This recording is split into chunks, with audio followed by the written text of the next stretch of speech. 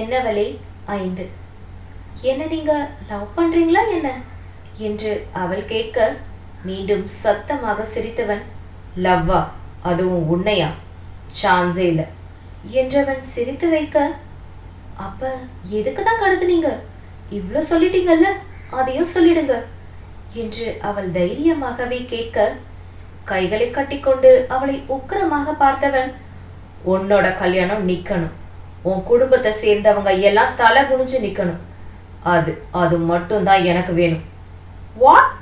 கல்யாணத்தை நிறுத்த சொல்லியிருந்தா நானே நிறுத்திருப்பேனே. அப்புறம் என்ன சொன்னீங்க?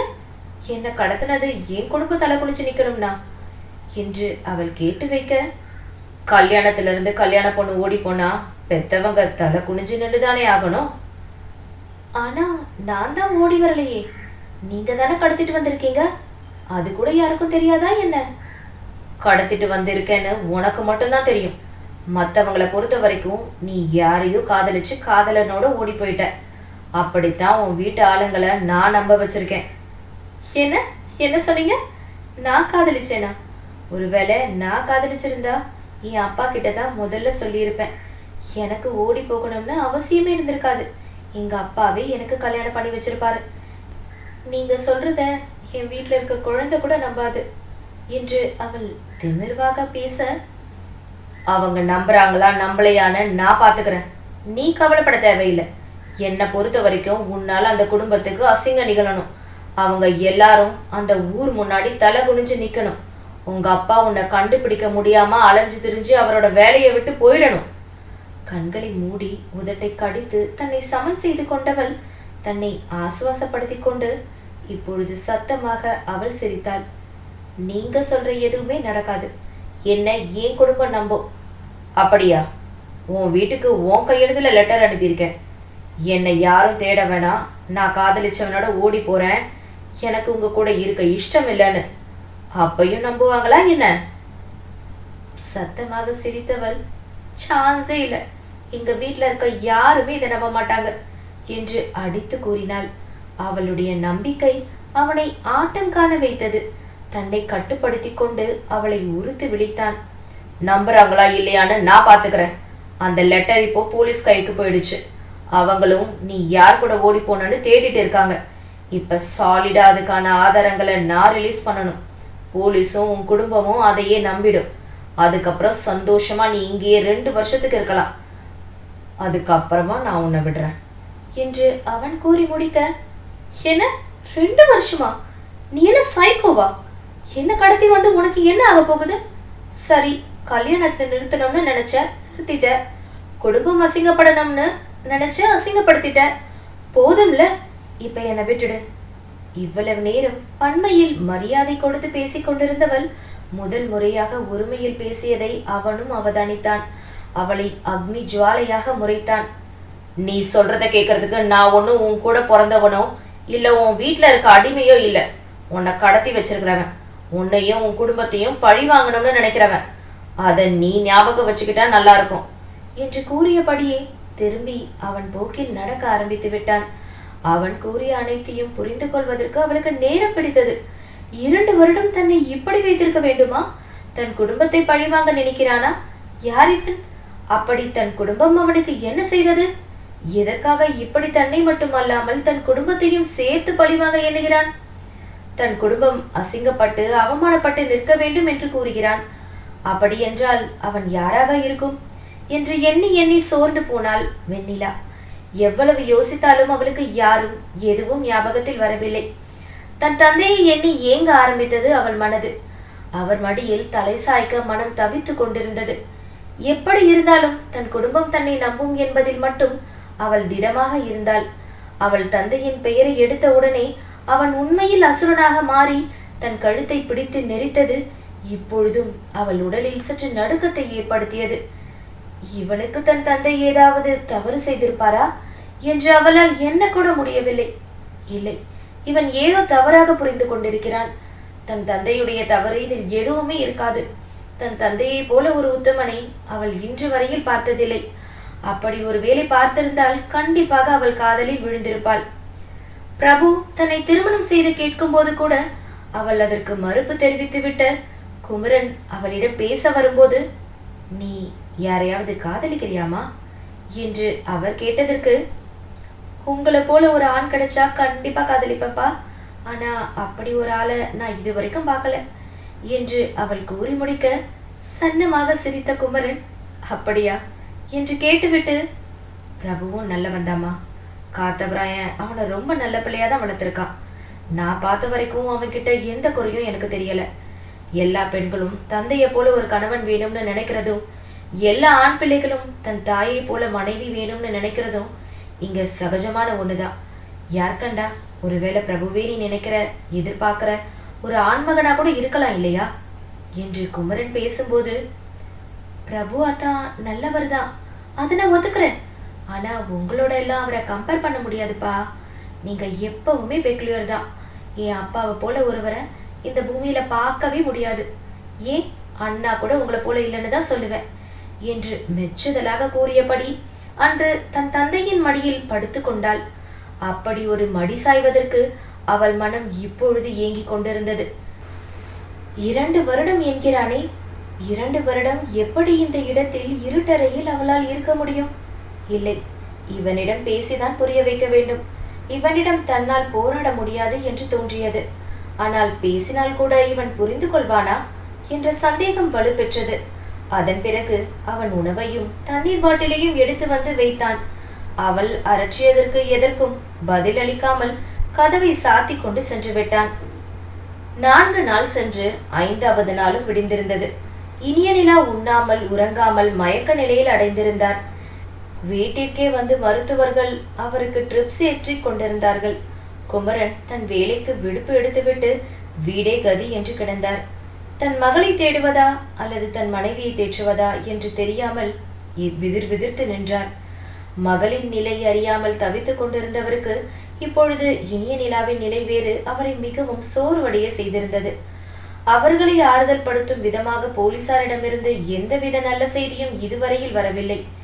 இவரே சென்று விசாரிக்கும் போது கூட, சார், எந்த சைடு போனாலும் முட்டு சந்தில முட்டுற மாதிரி இருக்கு சார். கடத்தினவன் ரொம்ப இன்டெலிஜென்ட்டா இருக்கான். சிசிடிவி கேமராவை ஜாம் பண்ணி இருக்கான். நாய்கள் மூப்பம் பிடிக்காதவாறு அதுக்கும் ஏதோ மருந்தை தூவி வச்சிருக்கான். ரூம்ல என்ன ஸ்ப்ரே பண்ணி எல்லாரையும் மயக்கமடைய வச்சு கடத்திட்டு போனான்னு தெரியல. எப்படி ரூமை உள்பக்கமா சாத்தினாங்கன்னு தெரியல. ஃபாரன்சிக் ஆளுங்களும் கைய விரிச்சிட்டாங்க.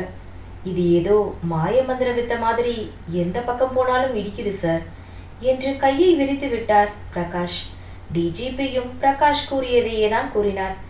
என்னதான் அவர்கள் திறம்பட இருந்தாலும் அவர்களுக்கு சவால் விடுவது போலத்தான் இருந்தது இந்த கேஸ் விஷயங்கள் எல்லாமே.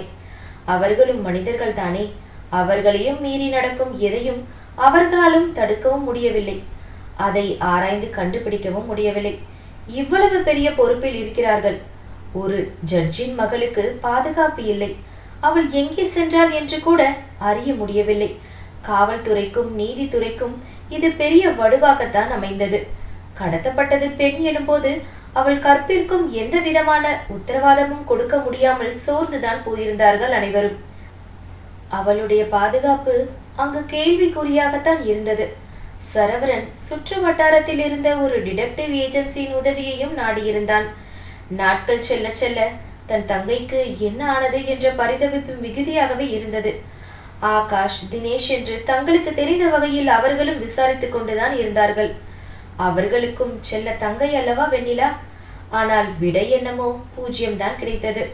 கடத்தியவன் மிகவும் சாதுரியமாக தன் அடுத்தடுத்த நகர்வை அழகாக நகர்த்தி இருக்கிறான் என்று போலீசாரும் ஒவ்வொரு முறையும் வெறும் கையுடனே திரும்பி வந்தார்கள். இங்கு இனிய நிலாவும் பயங்கரமாக பிதற்ற ஆரம்பித்து விட்டார். முற்பகல் தான் செய்தது தான் இப்பொழுது தன் பெண்ணின் தலையில் விழுந்திருக்கிறது என்ற ரீதியில் இறைவனடி சேர்ந்து விட்ட தன் தாய் பார்வதியை எண்ணி வெம்பி அழுது கொண்டிருந்தார். பங்கஜமும் பூமாதேவியும் அவளை எவ்வளவோ சமாதானம் செய்ய முயற்சித்தாலும் அவர் பிதற்றிக் கொண்டேதான் இருந்தார். என்னாலதான் எல்லாமே. நான் அன்னைக்கு ஏன் அம்மாவை தவிக்க வச்சுட்டு போன மாதிரி இன்னைக்கு ஏன் பொண்ணு என்ன தவிக்க விட்டுட்டு போயிட்டா.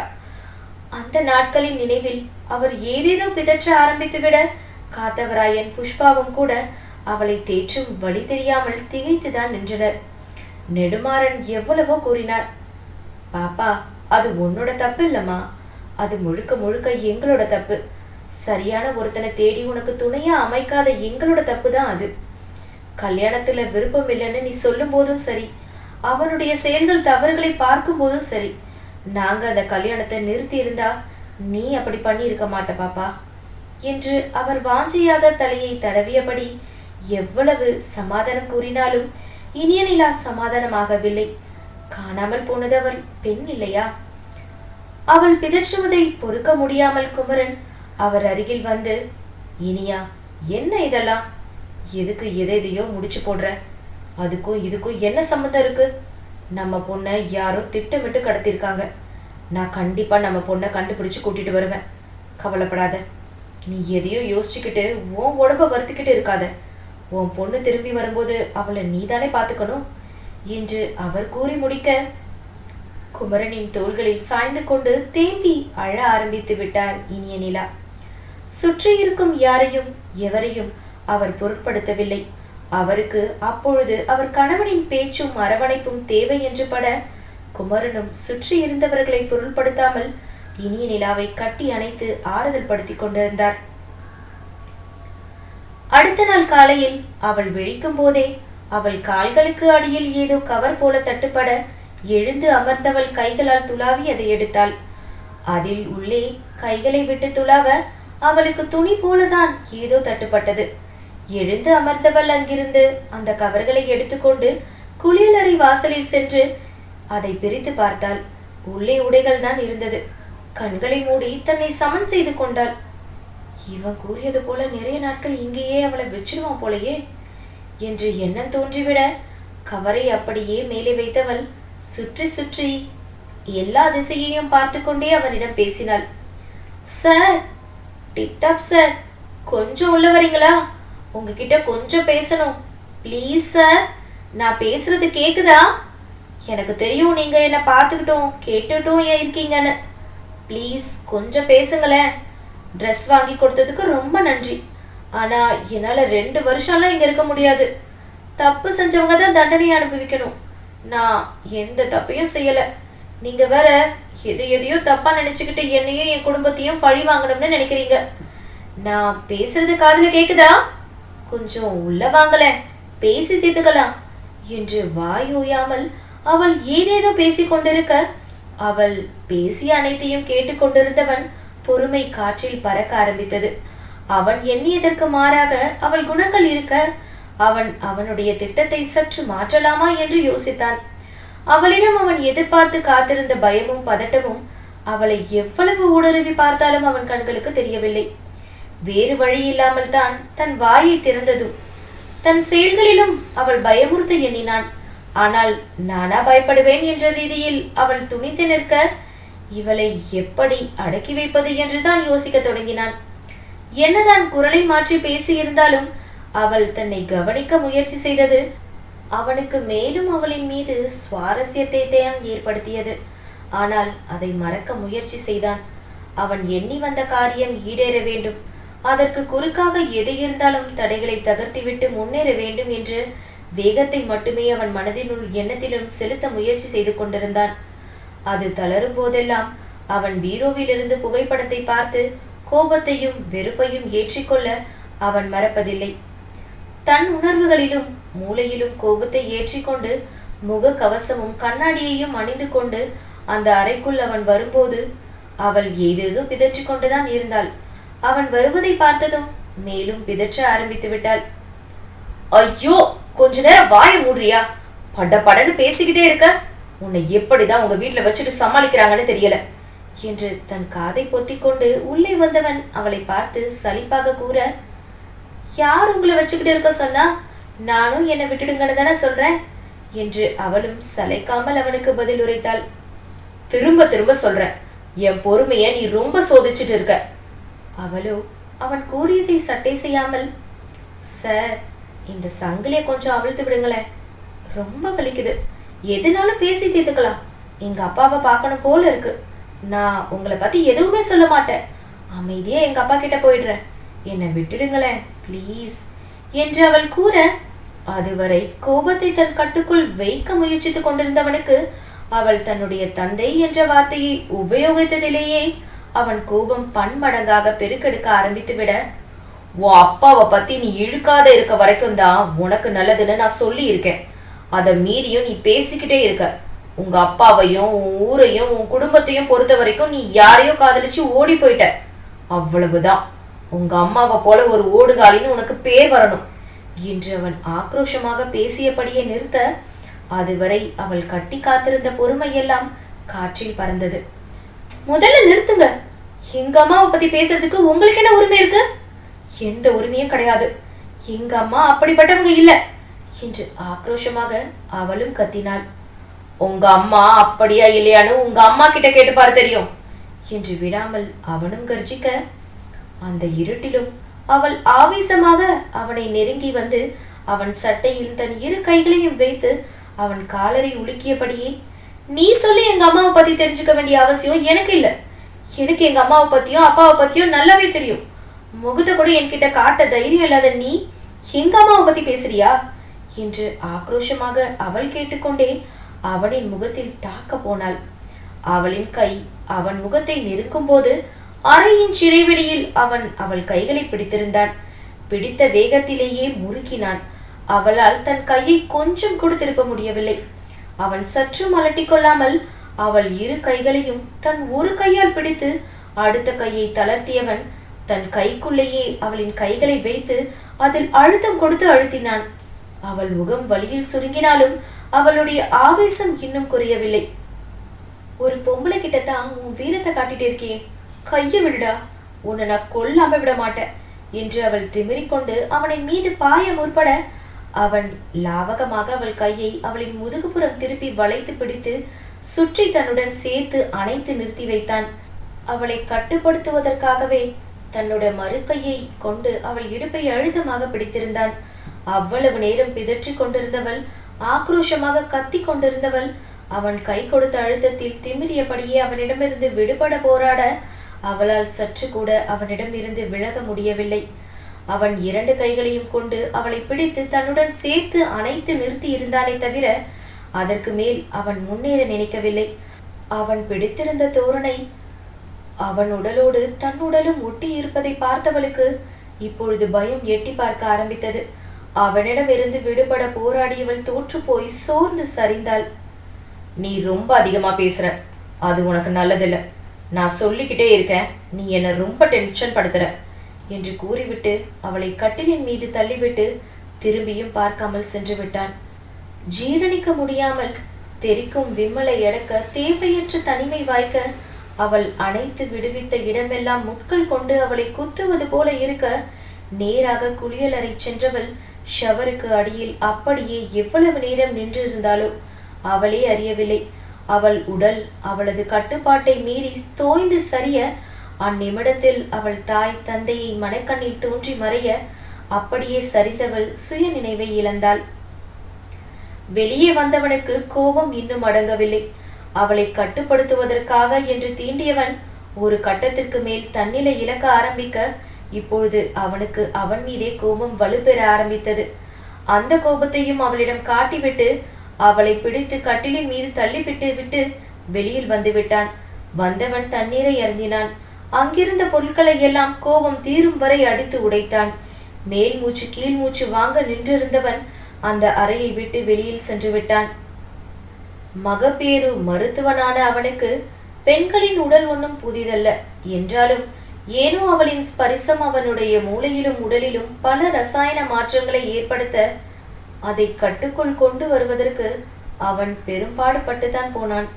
அவள் அழகோ அவள் உடலோ அவனை எந்த விதத்திலும் கவரவில்லை என்று கர்வம் கொண்டிருந்தவனுக்கு இன்று அவளின் இந்த நெருக்கம் ஏதேதோ சொல்லனா உணர்வுகளை தட்டி எழுப்ப அந்த எண்ணத்தை அவனை வெறுத்தான் என்றுதான் கூற வேண்டும்.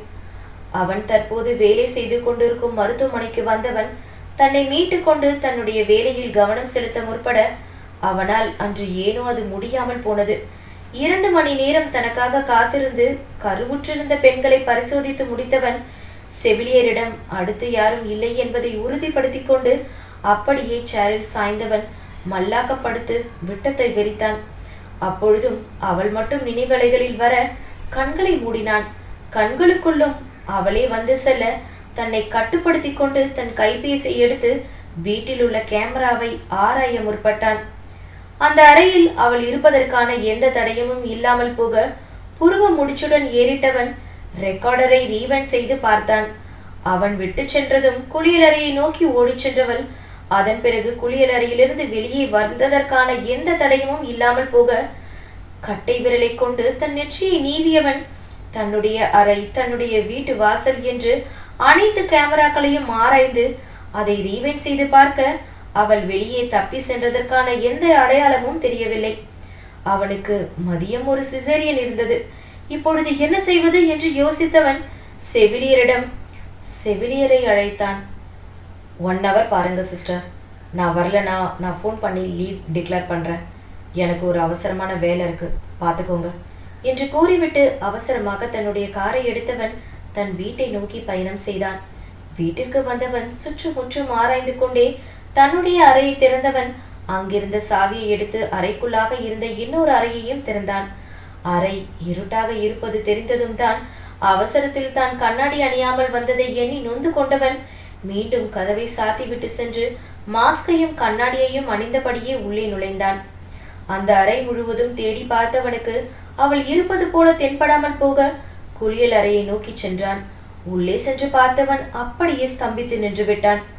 வெண்ணிலா அங்கு ஷவருக்கு அடியில் மயங்கிய நிலையில் இருந்தாள். ஷவரில் இருந்து நீர் முழுவதும் தீர்ந்து போய் தண்ணீர் நின்றிருந்த போதிலும் அவள் உடையில் உள்ள ஈரமும் அந்த தரையில் உள்ள ஈரமும் அவள் உடையிலும் உடம்பிலும் அப்படியே இருந்தது. தன்னை மீட்டு கொண்டவன் சடுதியில் அவளை தூக்கினான். அவளை தூக்கும் போதுதான் அவளின் உடலில் உள்ள உஷ்ணத்தை கவனித்தான்.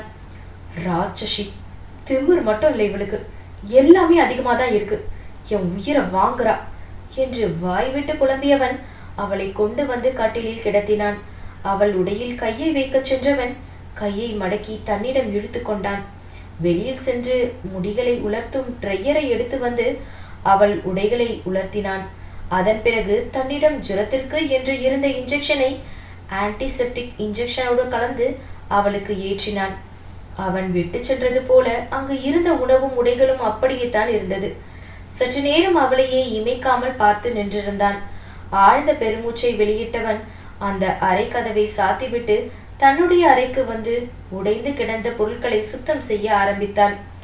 அதற்குள் மருத்துவமனையில் இருந்து அவனுக்கு அலைபேசி வர எடுத்தவன், இன்னைக்கு ஆப்ரேஷன் நான் பண்ணல சார், சுலக்ஷனா மேடம் பார்க்க சொல்லுங்க, எனக்கு உடம்பு சரியில்லை என்று கூறிவிட்டு அழைப்பை துண்டித்து விட்டான். அப்படியே தோய்ந்து அமர்ந்தவனுக்கு அடுத்து என்ன செய்வதென்று தெரியவில்லை.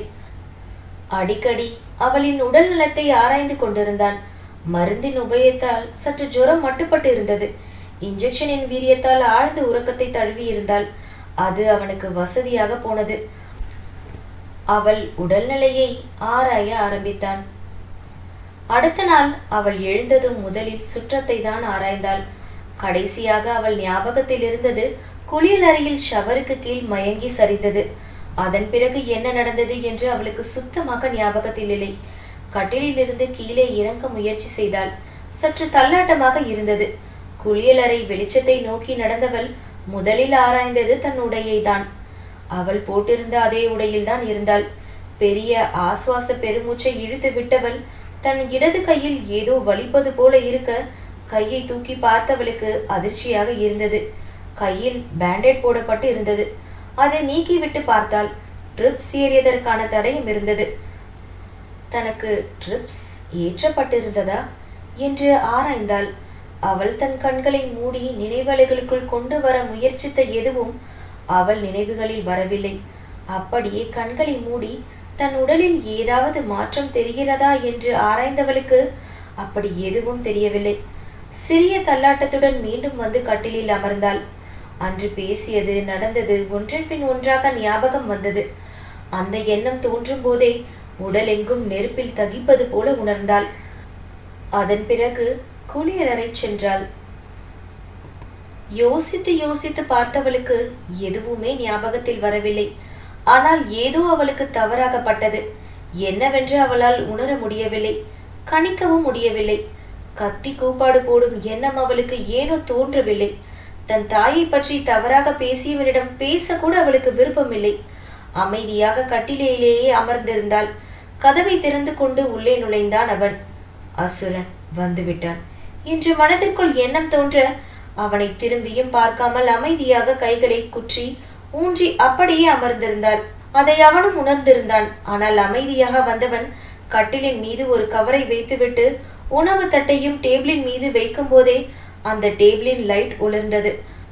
அவன் அருகில் நின்றிருந்தாலும் அவனை அவள் நிமிர்ந்தும் பார்க்கவில்லை. என்ன ஏது என்று கூட கேட்கவில்லை. கற்சிலையை போல அப்படியே அமர்ந்திருந்தாள். இந்த ட்ரெஸ்ஸை போட்டுக்கோ, ரொம்ப சோர்வா இருக்க, சாப்பிடு என்றான். அவள் கட்டிலின் மீது வைத்த உடையை ஆங்காரமாக தள்ளிவிட்டாள். கைகளை கட்டிக்கொண்டு நிழல் உருவமாக அவள் முன்பு நின்றவன், ஈர உடையில இருந்த, குளிர் ஜுரம் வேற, உன் உடைய முதல்ல மாத்தலாம்னு தான் நினைச்சேன் என்றவன் கூறும்போதே அவளுடைய 2 கைகளும் அனிச்சை செயலாக அவள் உடையை பற்றியது. ஆனா மயக்கத்துல இருக்கிற பொண்ணுகிட்ட வீரத்தை காட்டுற அளவுக்கு நான் கோலை இல்லை என்று முடித்திருந்தான். என்னவளே 6. உன் ஈர உடைய மாத்துறதுக்கு எனக்கு ரொம்ப நேரம் ஆகியிருக்காது. ஆனா மயக்கத்துல இருக்கிற பொண்ணுகிட்ட வீரத்தை காட்டுற அளவுக்கு நான் கோலை இல்லை. ஆனா இப்போ இந்த உடைய நீ மாத்தலனா அந்த வீரத்தை இப்ப காட்ட வேண்டிய அவசியம் ஏற்படலாம். ஏன்னா நீதான் இப்ப மயக்கத்துல இல்லையே. அவன் எதற்காக வீரம் வீரம் என்று பேசுகிறான் என்று அவளுக்கு நன்றாக புரிந்தது. அந்நாளில் அவள் அந்த வார்த்தையை உபயோகித்து இருந்ததால் அல்லவா பற்களை கடித்து தன் கோபத்தை கட்டுக்குள் கொண்டு வந்தாள். ஆனால் வாயை திறந்து எதுவும் பேசவில்லை. நீண்ட பெருமூச்சை இழுத்து விட்டவன், நீ ரொம்ப டயர்டா இருக்க, முதல்ல சாப்பிடு, அதுக்கப்புறமா என்னோட வீரத்தை காட்டுறதா இல்லையான்னு முடிவு பண்ணலாம் என்று அவன் கூறிவிட்டு வெளியில் செல்ல போக அவன் வைத்திருந்த சாப்பாடு தட்டு அங்கு பறந்து விழுந்தது. இப்பொழுது அவன் தன் கோபத்தை கட்டுக்குள் கொண்டு வர பெரும்பாடுபட்டான். இவளுக்கு ரொம்ப திமிரு. எந்த தப்பை நான் செய்யக்கூடாதுன்னு நினைக்கிறேனோ அந்த தப்பை இவளே என்னை செய்ய வச்சிருவா போல என்று மனதிற்குள் எண்ணிக்கொண்டவன் வேக எட்டுக்கள் எடுத்து வந்து அவள் கழுத்தை இருக்க பற்றி இருந்தான். கழுத்துல வச்சிருக்க கைய கீழே இறக்க எனக்கு ரொம்ப நேரம் ஆகாது. அதே மாதிரி அந்த உடைய உனக்கு மாத்துறதுக்கும் எனக்கு ரொம்ப நேரம் ஆகாது. நீ என்னோட பொறுமைய ரொம்ப சோதிச்சுட்டு இருக்க. உனக்கு 1/2 மணி நேரம் டைம் தரேன். குளிச்சுட்டு ட்ரெஸ் மாத்திட்டு ரெடி ஆயிரு, இல்லனா 1/2 hour கழிச்சு நான் வந்து மாத்தி விடுவேன் என்று அவன் கழுத்தை பிடித்தபடியே பேசிக்கொண்டிருக்க அவள் கரங்களோ கீழே கட்டிலை அழுத்தி பிடித்திருந்தது. அவன் கைகள் விலக்க முற்பட்டும் இல்லை. கழுத்தில் ஏற்பட்ட வலிக்கு எந்த உணர்வையும் போராட்டத்தையும் காட்டவில்லை அவள். அதை அவனும் அவதானித்துக் கொண்டேதான் இருந்தான். இவளுக்கு தைரியம் ரொம்ப ஜாஸ்தி என்று மனதிற்குள் எண்ணியவன் அதை அப்படியே அவளிடம் கூறினான். அவள் அப்பொழுதும் ஆடாமல் அசையாமல் இருக்க, உனக்கு நான் தான் ட்ரெஸ் மாத்தி விடணும்னு ஆசையா இருந்தா எனக்கு எந்த பிரச்சனையும் இல்லை. ஆனா உனக்கு ஒரு சந்தர்ப்பம் கொடுக்கலன்னு நீ நினைக்க கூடாது இல்லையா? அதனால கொடுத்துட்டு போறேன். கரெக்டா 30 நிமிஷம் கழிச்சு வருவேன். அப்ப அந்த உடைய நீ மாத்தி இருக்கணும் என்று கூறிவிட்டு அவன் வெளியே செல்ல போக, எதுக்கு அந்த ட்ரெஸ்ஸை மாத்தணும் என்று குரலில் கோபத்தை தேக்கி வைத்து அவள் கேட்டாள். நீ மாத்திட்டு வா, நான் சொல்றேன் என்றவன் சென்று விட்டான். சலிப்பாக இருந்தது அவளுக்கு. அவன் நினைத்திருந்தால் தனிமையில் அவள் மயக்கத்தில் இருக்கும்போது அவள் உடையை மாற்றி இருக்க முடியும் தான். ஆனால் அவன் அப்படி செய்யவில்லை. அவளுக்கும் அது புரிந்தே இருந்தது. இத்தனை நாட்களில் அவன் தன்னிடம் தவறாக நடந்து கொள்ளவில்லை. அது அவள் சுயநினைவில் இருக்கும் போதும் சரி, சுயநினைவு இல்லாமல் இருக்கும் போதும் சரி, அவளிடம் அத்துமீறி அவன் நடந்து கொள்ளவில்லை என்பது அவளுக்கு திடமாக தெரிந்தது. இப்பொழுது தனக்கென்று சந்தர்ப்பம் கொடுத்து விட்டுத்தான் செல்கிறான். ஒருவேளை அந்த 1/2 மணி நேரம் கழித்து தான் இப்படியே இருந்தால் அவன் சொன்னதை செய்தாலும் செய்து விடுவான். அசுரன், அரக்கன் என்று மனதிற்குள் திட்டிக் கொண்டவள் குளியல் அறையை நோக்கி சென்றாள் உடை மாற்றுவதற்காக. சரியாக 1/2 மணி நேரம் கழித்து உள்ளே நுழைந்தான். கையில் தட்டுடன் வந்தவன் அந்த தட்டை டேபிளின் மீது வைத்துவிட்டு மீண்டும் மீண்டும் அந்த நைட் லாம்பை ஒளிர்வித்தான். எழுந்து போய் அங்க நில்லு என்று கூறினான். வரி வடிவமாக இருந்தவனை கண்களுக்கு தெரியவில்லை என்றாலும் முறைத்தாள். ஆனால் அவளின் முறைப்பு அவன் கண்களுக்கு நன்றாகவே தெரிந்தது. தன் கருப்பு கண்ணாடியை தலைக்கு கொடுத்தவன் கழுத்தில் மாட்டியிருந்த கேமராவை எடுத்து கண்களில் பொருத்தியபடி, எழுந்து போய் நில்லு, போட்டோ எடுக்கணும் என்றான். என்னால முடியாது என்றாள் அவள் திடமாக. சரி, அப்ப கட்டிலேயே இரு, அப்படியே எடுக்கிற. நீ எவ்வளவு வசதி வாய்ப்போட உன் காதலன் கூட குடும்பம் நடத்துறன்னு உன் குடும்பத்துக்கும் தெரியட்டும். தன் கையில் இருந்த ரிமோட்டின் உபயோகத்தால் அந்த அறையின் வெளிச்சத்தை உயிர்ப்பித்தவன் சற்றென்று 2-3 புகைப்படங்களை எடுத்தான். திடீரென்று ஒளி வரவும் அவள் தன் இடது கையை எடுத்து கண்களை மறைத்து வெளிச்சத்திலிருந்து தன் கண்களின் கூச்சத்தை தடுக்க மறைத்து முயன்றவள் மெல்ல தன் கையை விலக்கும்போது அந்த கேமராவில் பிளாஷ் லைட் அவளை 3 முறை படம் எடுத்து இருந்தது. மீண்டும் விளக்கு அணைக்கப்பட்டிருந்தது. என்னதான் வேணும் உங்களுக்கு? எதுக்கு என்ன போட்டோ எடுக்கிற என்று கேட்டபடியே அவனை நெருங்கி வர மீண்டும் கண்ணாடியை கண்ணுக்கு பொருத்தியவன் கேமராவை கீழே இறக்கியபடியே, உன் அப்பாவுக்கு எவிடன்ஸ் அனுப்பணும் இல்லையா? நீ இப்ப நல்லாதான் இருக்க, உயிரோட இருக்கிற என்று கூறியபடியே அவன் வெளியில் செல்ல போக, நீ என்ன செய்ய நினைக்கிறியோ அது நடக்காது. என் மேல அவருக்கு நிறைய நம்பிக்கை இருக்கு. நீ என் போட்டோ இல்ல வீடியோ அனுப்புனா கூட நீ அனுப்புன எதையும் என் குடும்பமும் நம்பாது, எங்க அப்பாவும் நம்ப மாட்டாரு. அவர் என்ன மட்டும்தான் நம்புவாரு, நீ அனுப்புன போட்டோவையோ இல்ல வீடியோவையோ இல்ல என்று அவள் திடமாக கூற, இவள் என்ன இப்படி சொல்றா? எதுக்குமே பயப்பட மாட்டேங்கிறா? இவளை எப்படி பயமுறுத்துறது? இப்படி அவன் மனதிற்குள் என்ன தோன்றினாலும் தன்னை மறைத்து கொண்டு, அந்த கவலைய நீ பட வேணாம், நான் பாத்துக்கிறேன் என்று கூறியவன் அங்கிருந்து சென்று விட்டான். 2 வாரம் முடிந்திருந்தது. அவர்கள் வாழ்க்கையில் எந்த மாற்றமும் இல்லை. வீடு சூன்யம் போல இருந்தது. யாரிடமும் எந்த பொலிவும் இல்லை. அன்றும் போஸ்ட்மேன் குரல் கேட்க இப்பொழுது என்ன என்பது போலத்தான் அங்கிருந்த அனைவரும் திரும்பி பார்த்தனர். இம்முறையும் கொரியர் தான் வந்திருந்தது. அதை எடுத்து பிரித்து பார்த்தவர்கள் அதிர்ந்தனர். வெண்ணிலாவின் புகைப்படங்கள். 2 புகைப்படங்கள் யாருடனோ இருப்பது போல இருந்தாலும் அந்த ஆணின் உருவம் மறைக்கப்பட்டு இருந்தது. 2 புகைப்படம் அவள் தனியாக அமர்ந்திருப்பது போல இருந்தது. தன் மகள் உயிருடன் இருக்கிறாள் என்று சந்தோஷப்பட்டார் குமரன். அதன் கீழ் உள்ள கடுதாசியை எடுத்து அவர் படிக்க ஆரம்பிக்க இனிய நிலா ஓடி வந்து அந்த புகைப்படங்களை வாங்கி பார்த்து தன் மகளை கண்ணுக்குள் நிரப்பிக் கொண்டார். அந்த கடுதாசியில் நான் நல்லா இருக்கிறேன்ப்பா, என்ன தேடாதீங்க, என் காதலனோட நான் சந்தோஷமா தான் இருக்கேன். என் காதலனோட புகைப்படத்தை ஏன் உங்களுக்கு காட்டலைன்னா, ஒருவேளை நீங்க அதை வச்சு எங்களை கண்டுபிடிக்க நினைப்பீங்க இல்லையா? எங்களை பிரிக்க நினைக்கலாம். அதனாலதான் எங்களை தேட வேணாம், இப்படியே விட்டுடுங்க, நாங்க சந்தோஷமா இருக்கோம் என்று அந்த கடிதம் முடிந்திருந்தது. ஏற்கனவே வந்த கடுதாசியை ஆராய்ந்தவர்களுக்கு அது அவளுடைய கையெழுத்துதான் என்று உறுதிப்பட்டுவிட போலீசாரும் சற்று தங்கள் வேலையை தளர்த்தி கொண்டனர். அதன் பிறகு கேட்கும் போதெல்லாம், விசாரிச்சுட்டு தான் சார் இருக்கோம், அவங்களே ஒளிஞ்சுக்கிட்டு இருந்தா என்ன சார் பண்ண முடியும் என்று விட்டேற்றியாக பதில் உரைத்தனர். சரவணன் நியமித்திருந்த டிடெக்டிவ் ஏஜென்சியாலும் எதுவும் கண்டுபிடிக்க முடியவில்லை. போலீஸ் கூறிய அதையே தான் அவர்களும் கூறினார்கள். யாரோ திட்டமிட்டு செயல்பட்டுட்டு இருக்காங்க, உங்க குடும்பத்துக்கு அவமானம் வரணும்னு நினைக்கிறாங்க, ஆனா அது யாருன்னு எங்களால கண்டுபிடிக்க முடியல சார் என்ற அந்த கேள்விக்கு மட்டும் அவர்களுக்கு விடை தெரியவில்லை. புகைப்படத்தை பார்த்து தன் மகள் உயிருடன் இருக்கிறாள் என்பதை உறுதி செய்து கொண்ட இனிய நிலா கணவனின் கையில் இருந்த கடுதாசியை வாங்கி படித்து பார்த்தார். இல்ல இல்ல, இதெல்லாம் பொய், இது என் மகளா எழுதினதா இருக்காது, இந்த போட்டோவையும் இந்த லெட்டரையும் சரி பார்க்க சொல்லுங்க என்று தன் கணவனிடமே திணித்தாள். தன் இடது கையை எடுத்து தன் கண்களில் இருந்து முகம் முழுவதும் தேய்த்தார் குமரன். பின்பு எங்கோ ஏதோ தவறாக இருக்கிறது, ஆனால் அது என்னவென்றுதான் தெரியவில்லை. எங்கோ தான் எதையோ தவற விடுகிறோம். அது என்ன? தன் பெண்ணை கடத்தியவனுக்கு எது இலக்காக இருக்கும்? எதற்காக பொய்யான கடுதாசியை போட்டு கொண்டிருக்கிறான் என்று ஏதேதோ சிந்தனைகளில் சுழன்றவர் அருகில் வந்து நின்ற ஆகாஷ், சித்தப்பா இதை கொடுங்க, போலீஸ் கொடுத்த இடத்துல கொடுக்க வேண்டாம், வேற இடத்துல நானே என் கைப்பட எடுத்துட்டு போய் இருந்து ரிசல்ட்டையும் வாங்கிட்டு வரேன் என்று கூறினான்.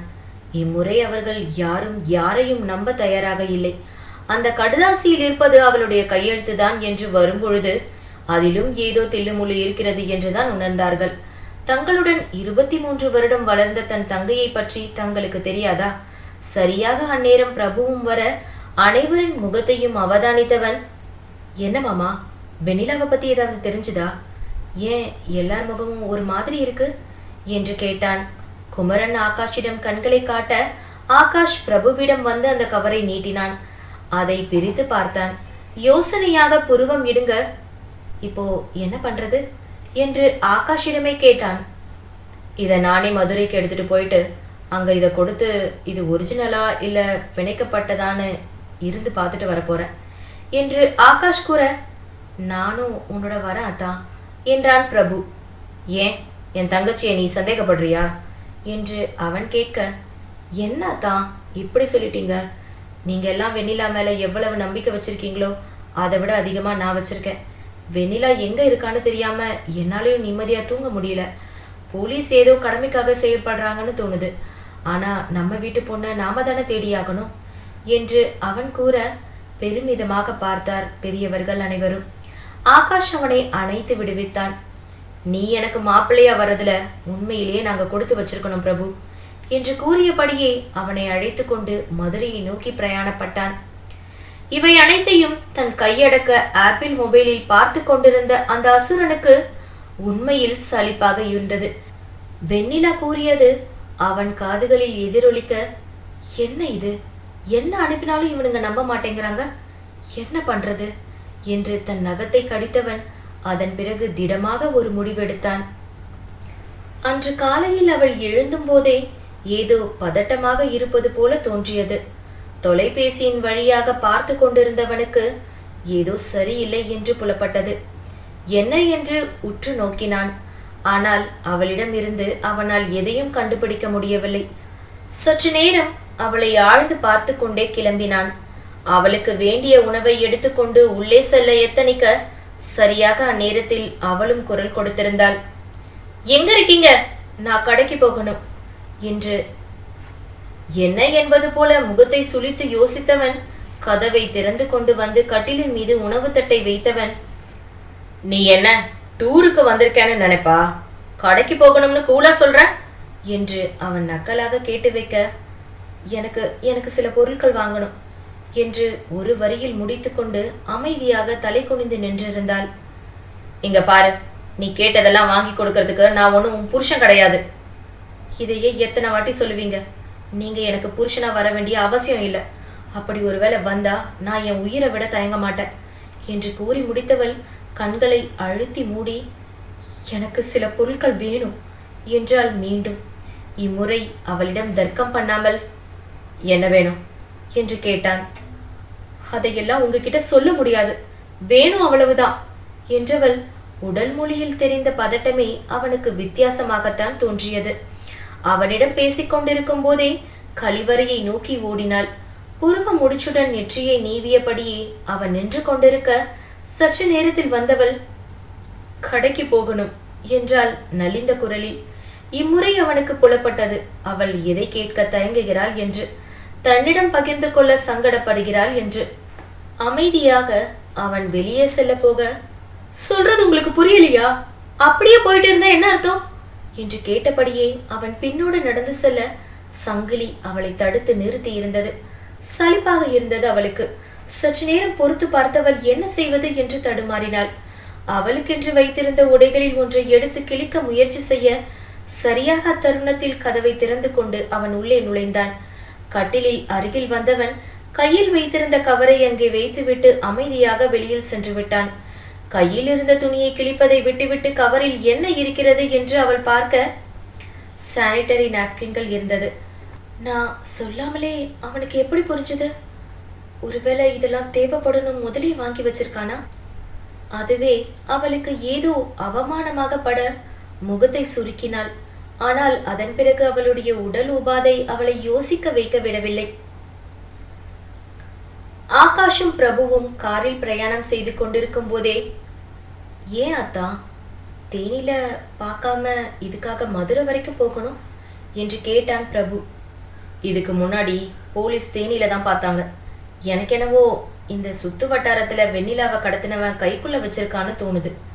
அதுதான் கொஞ்சம் தள்ளி போய் மதுரையில தெரிஞ்சுக்கலாம்னு யோசிச்சேன் என்று ஆகாஷ் கூறியபடியே வாகனத்தை ஓட்டினான். அது மட்டும் இல்ல பிரபு, இங்க விட அங்க ரொம்ப தெளிவா கிடைக்கும். ஏற்கனவே போலீஸ் கிட்ட இருந்த லெட்டர் இங்க வாங்கிட்டு வந்து காட்டலாம்னு நினைச்சிட்டு இருந்தேன். அதுக்குள்ளே இன்னொரு லெட்டர் கிடச்சிருச்சு. இதை எடுத்துகிட்டு போய் விசாரிச்சுட்டு வந்தா ஏதாவது உண்மை தெரிஞ்சிடும். எனக்கு தெரிஞ்சவர் மூலமாக அங்கே இருக்கவங்க கிட்ட பேசியிருக்கேன். இந்த வாட்டி சரியாக கிடைக்கும்னு நம்புகிறேன் என்று பேசியபடியே மதுரைக்கு அவர்கள் வந்து சேர பகலை தாண்டி விட்டிருந்தது. ஆகாஷ் ஏற்கனவே விசாரித்து இருந்த இடத்திற்கு சென்றவர்கள் அந்த போட்டோவையும் கடுதாசியையும் கொடுத்துவிட்டு எங்கும் செல்லாமல் அங்கேயே காத்திருந்தனர். சார், ஃபோட்டோவை பற்றி சாயங்காலமே சொல்லிட முடியும், ஆனால் லெட்டரை பற்றி நாளைக்கு காலையில் தான் சொல்ல முடியும் என்று அங்கு இருந்தவர்கள் கூற, சரி என்று கூறிவிட்டு புகைப்படத்தை பற்றி தெரிந்து கொள்வதற்கு என்று அங்கேயே காத்திருந்தனர்.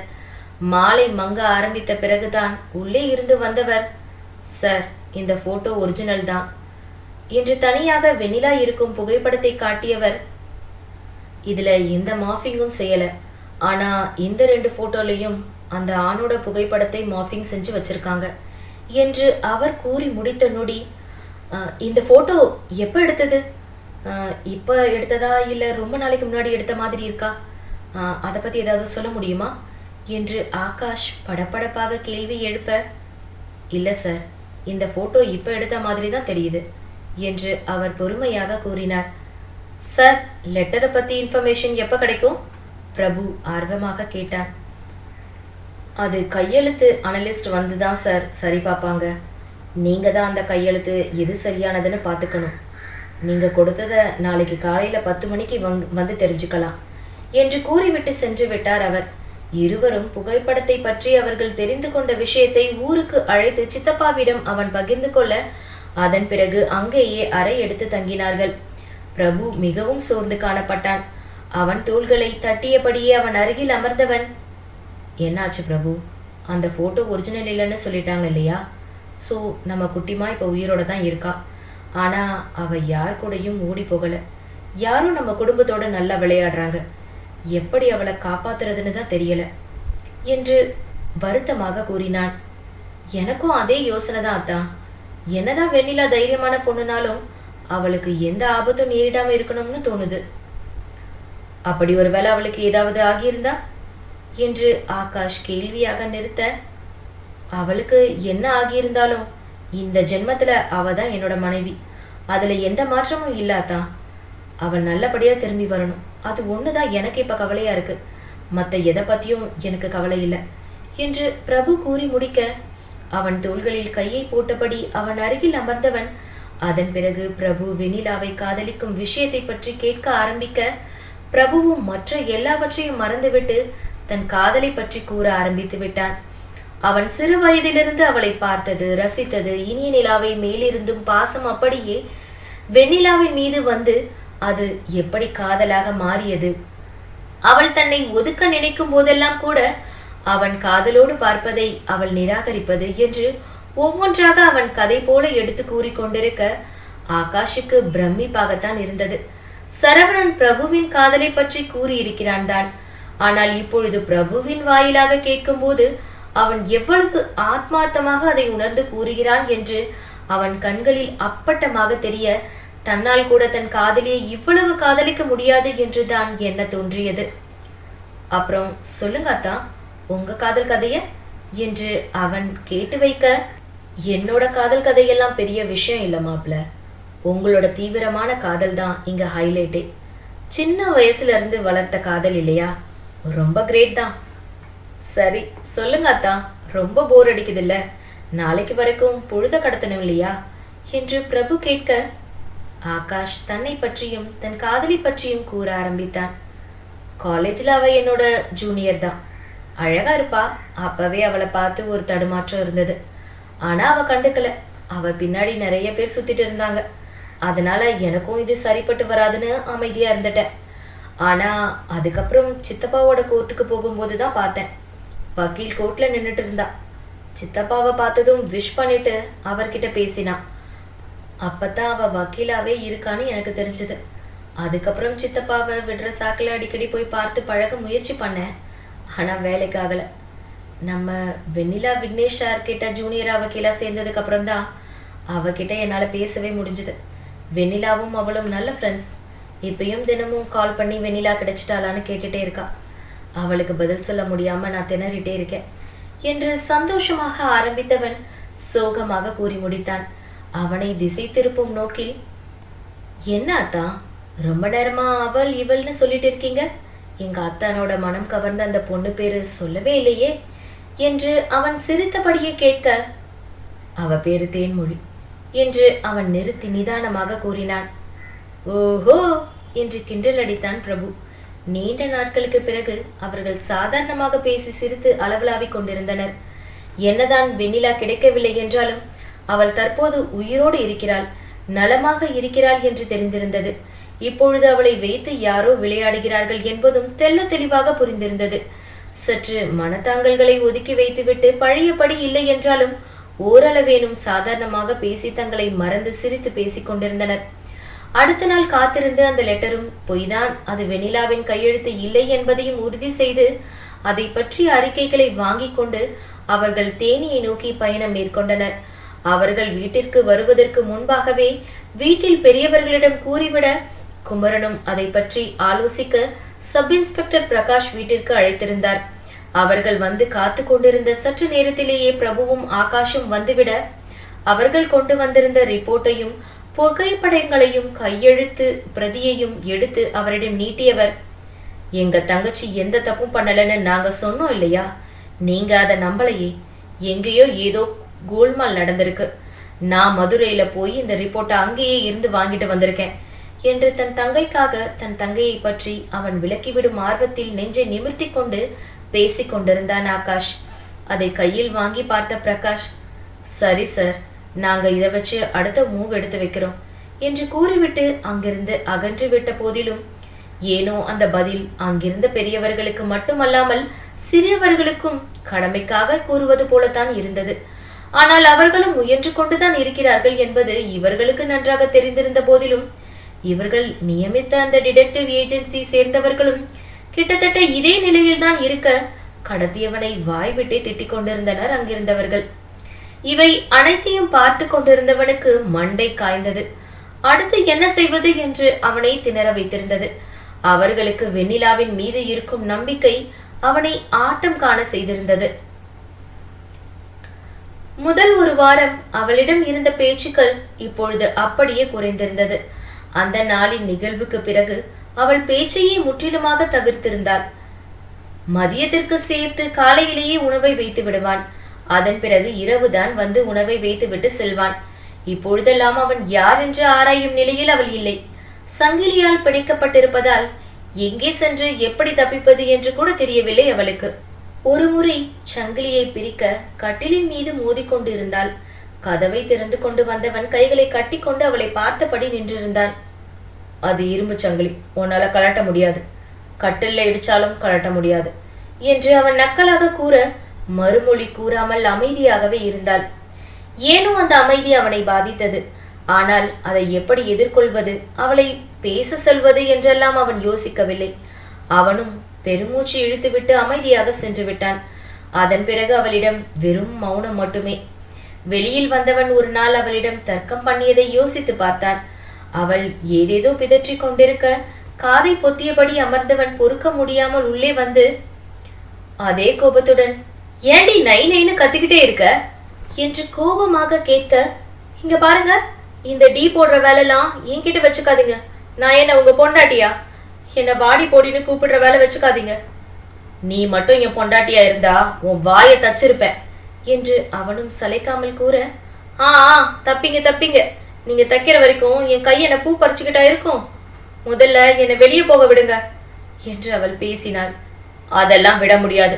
எத்தனை வாட்டி சொல்றது, நீ எவ்வளோ காட்டு கத்துனாலும் உன்னை என்னால வெளியே விட முடியாது என்று அவன் வாதம் புரிந்த நாட்கள் அவன் நினைவலைகளில் வர மெலிதாக அவன் இதழ்கள் விரிந்து கொண்டது. அதை அவனே கட்டுப்படுத்தி கொண்டு மருத்துவமனைக்கு சென்று விட்டான். என்னதான் அவன் கர்ப்பிணிகளை பரிசோதித்துக் கொண்டிருந்தாலும் அவன் எண்ணம் முழுவதும் வெண்ணிலாவை சுற்றியே இருந்தது. அவனுக்கு கீழ் வேலை செய்யும் சுபத்ரா சார் சார் என்று அழைத்து கொண்டே இருக்க அதை கவனிக்கும் நிலையில் அவன் இல்லாமல் போக அவன் அருகில் வந்து கைகளை அவன் முன்பு ஆட்டி சார் என்று ஓங்கி அழைத்தாள். ஹா என்று ஏதோ நினைவலைகளிலிருந்து மீண்டவன், என்ன சிஸ்டர் என்று தடுமாறியபடி கேட்டான். சார், பேஷண்ட் எல்லாம் முடிஞ்சிடுச்சு, ரவுண்ட்ஸ் போயிட்டு வரணும் என்று கூறினாள். 5 minutes சிஸ்டர் என்று கூறியவன் தன்னுடைய அறையில் இருந்த கழிவறைக்கு சென்று முகத்தை அடித்து தேய்த்து கழுவியவன் அங்கிருந்த பூந்துவாளையால் துடைத்து கொண்டு தன்னை மீட்டு கொண்டு வெளியில் வந்தான். சுபத்ராவுடன் சேர்ந்து மருத்துவமனையில் பிரசவம் தரித்திருந்த தாயையும் சேயையும் பரிசோதிக்க சென்றான். எல்லாவற்றையும் முடித்து கொண்டு காரில் பிரயாணம் பண்ணும்போதும் அவனுக்கு மிகவும் சோர்வாக இருந்தது.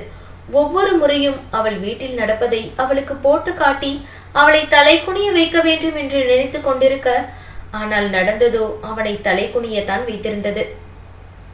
அவள் எப்படி தன் குடும்பம் தன்னை நம்பும் என்று திடமாக கூறினாலோ அதில் சற்றும் மாற்றம் இல்லாமல் அவள் குடும்பம் அவளை இன்னும் நம்பிக்கொண்டுதான் இருக்கிறது.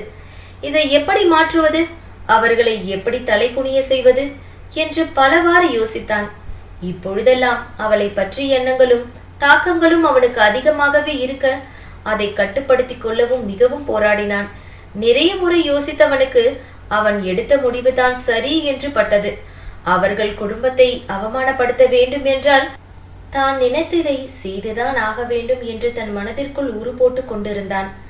அதை மட்டும் அவன் மனதில் நிறுத்தி வைத்தான். அதற்காக என்ன செய்ய வேண்டுமோ அதை செய்துதான் ஆக வேண்டும் என்று திடமான முடிவையும் எடுத்திருந்தான். ஆனால் அதை எப்படி செயலாற்றுவது என்று அவனிடம் சிறு தடுமாற்றம் இருந்தது. ஆனால் செய்துதான் ஆக வேண்டும் என்ற முடிவை எடுத்த பிறகு அதிலிருந்து அவன் பின்வாங்க நினைக்கவில்லை.